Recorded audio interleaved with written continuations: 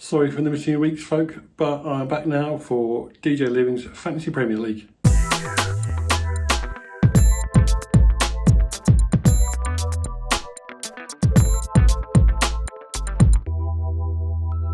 Right, folks, a bit of sickness in the last week or so, obviously I missed a week or two, but we'll crack on now. We'll look at the results quickly of week 18. We had West Ham 0, Brentford 2. Liverpool 2-1 over Leicester, good result for Liverpool there. Wolves 0, Man United 1. Bournemouth 0, Palace 2. Fulham 2, Southampton 1. Man City 1 all against Everton, good result for Everton there.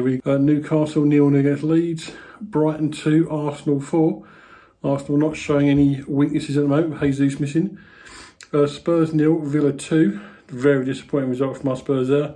And finishing with Forest 1 all against Chelsea, for a total of 23 goals and 6 clean sheets. This is week game 18, by the way. My 4 players I picked to watch: Solanke at Bournemouth got 1 point, disappointing. Leno for Fulham got 2 points. Took him a week early because the following week he got 10 points.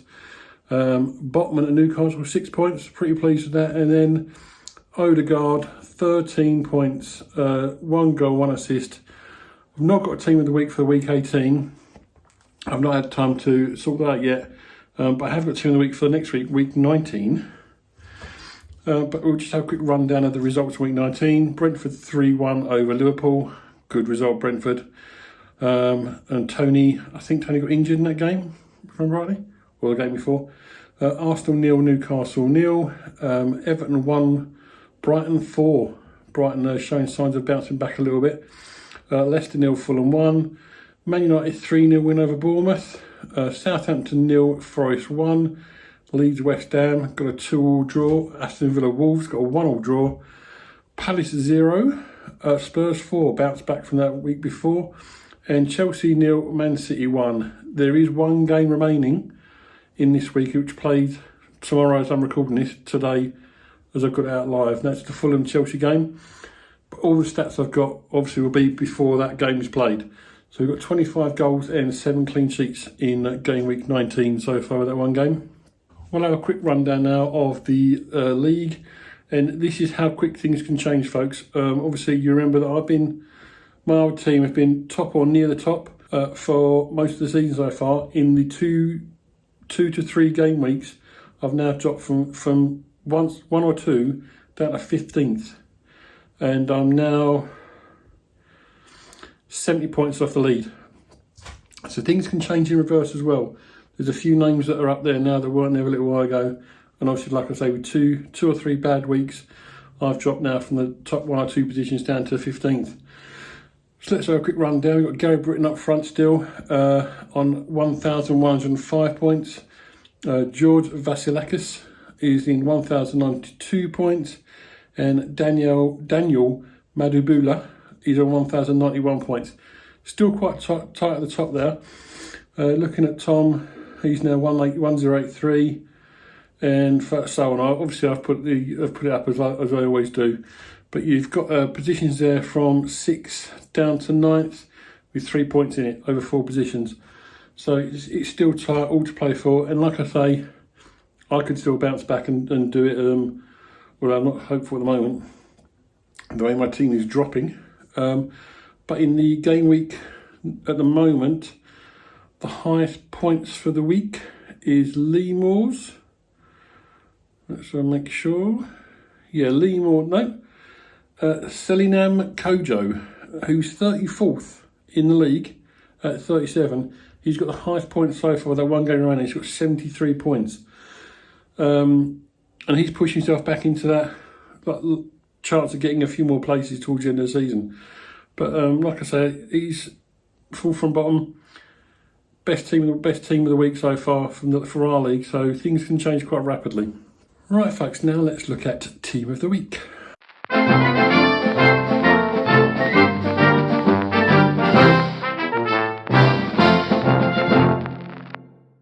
So we start with, like I say, my last week's player to watch. Had a great game this week. Leno, 10 points for Fulham in their 1-0 win over Leicester.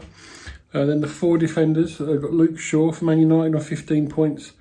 Doherty for Tottenham, 14 points. Then Perisic also for Tottenham with 10 points. And then Ream from Fulham with 9 points. Midfield, March from Brighton on 11 points. Casemiro has got off the got on the score sheet for Man United with 10 points. And then Oxlade-Chamberlain with 9 points for Liverpool. And up front, Kane got a double, so he got 16 points. Buemo, don't know if I'm pronouncing that right, Brentford, 12 points. And then Ferguson from Brighton on 11 points. So that's the team of the week.